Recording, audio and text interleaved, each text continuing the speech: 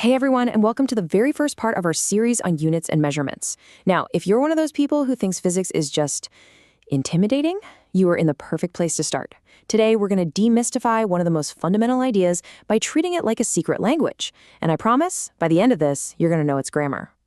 So let's just kick things off with a little puzzle, one that sounds almost impossible. How can you look at a physics equation and know it's round without doing any of the actual math? I know, it sounds like a trick question, but stick with me because by the end of this, you will know the secret. To get to that secret, we've got to start thinking about physics in a totally new way. And, the brilliant physicist Richard Feynman had this fantastic analogy for it. He basically said, imagine we're watching this grand game of chess being played. We have no idea what the rules are, we don't know how the pieces move, but if we just watch the game long enough, we can start to see patterns. We can figure out the rules. And that right there is what physics is all about, carefully watching nature to understand its rules. Okay, so if we're going to write down the rules of nature, we need a very special and precise language to do it. And just like any other language, it's got its own alphabet, it's got words, and most importantly, it's got grammar. In the world of physics, that grammar is what we call dimensions. All right, so let's start with the absolute basics, right? The alphabet of our physical world. What are these fundamental letters we use to write the entire story of the universe? Well, believe it or not, there are only 7 of them, just 7 fundamental quantities in all of physics. But here's the great part. For mechanics, which is really just the study of how things move, we only need to worry about the first 3, length, mass, and time. Now, I want you to just stop and think about this for a second. These 7 things, that's it. Everything else in physics, from the spin of a tiny particle to the orbit of a giant galaxy, can be described using some combination of just these 7 ideas. This is our entire foundational alphabet right here. So once we have our letters, we can start building words. In physics, we call these derived quantities. A super simple example is area. Area isn't a fundamental thing on its own. It's just a length multiplied by another length. See what we did? We just combined our L letter twice to create a new word, a new concept.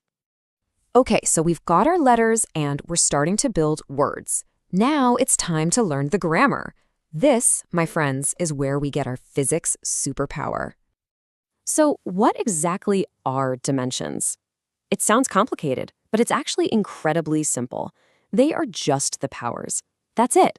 It's the answer to the question, how many times does mass or length or time show up in this idea?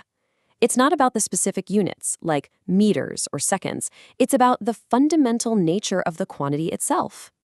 And we write this grammar down using something called a dimensional formula. Those square brackets you see are super important. They're our signal that we're talking about the dimensions of something.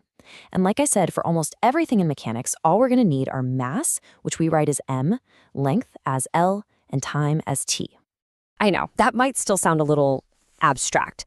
So let's make it totally concrete. We're going to walk through, step by step, how to find the dimensions of something you already know really well, velocity. We just follow these 4 simple steps. First, we start with the formula we all know. Step 2, we replace the words with their fundamental quantities. So displacement is just a fancy word for a type of length. Step 3, we swap in our dimensional symbols. And finally, step 4, we write it out in that standard MLT format. Since mass isn't in the formula at all, its power is 0. Length is on top, so its power is 1. And since time is on the bottom, its power is -1. Simple as that. And what's really cool is that this exact same process works even for more complex ideas. Let's try it with force. We just break it down one piece at a time. We know force is mass times acceleration, and we know acceleration is just velocity divided by time.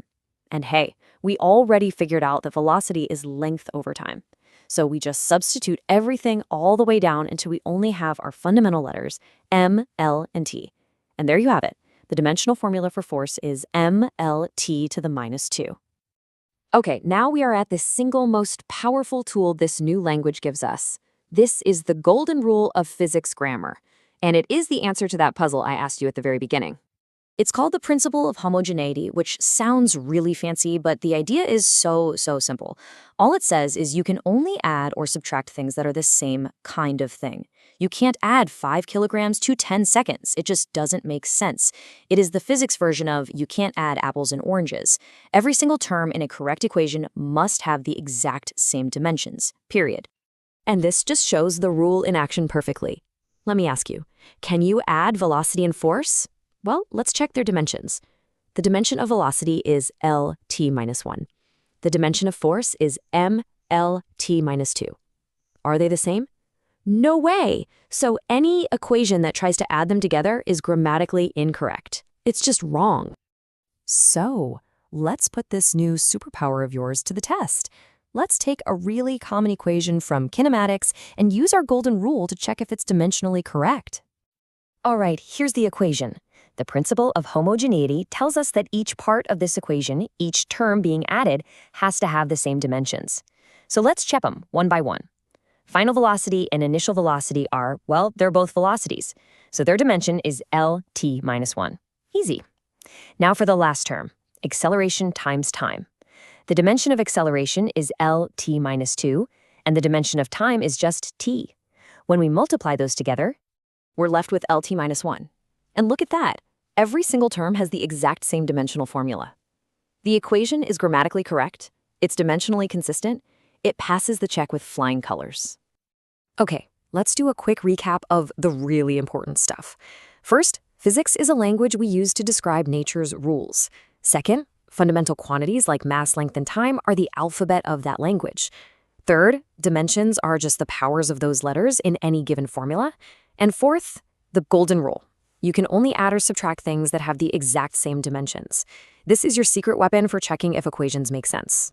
And this is why all of this really matters, especially when you're preparing for an exam like NEET. You now have an amazing tool that lets you quickly check your own work and even spot mistakes in a problem without having to do all the math. You're not just memorizing formulas anymore, you're starting to understand their deep structure. See, physics doesn't have to be scary. It's just a language, and today you learned its grammar.